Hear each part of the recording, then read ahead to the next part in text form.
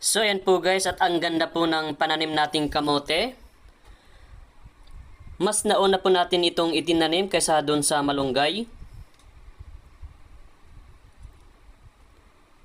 Ayan, ang tataba po kahit hindi po natin lagyan ng pampataba. At may kasama din pong konting sili. Ayan, at nagsimula na po silang mamulaklak. Ayan.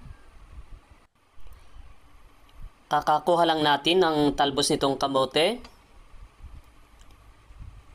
Hindi pa natin chinecheck kung meron na itong bunga. At magti 3 months na mula nang itinanim natin.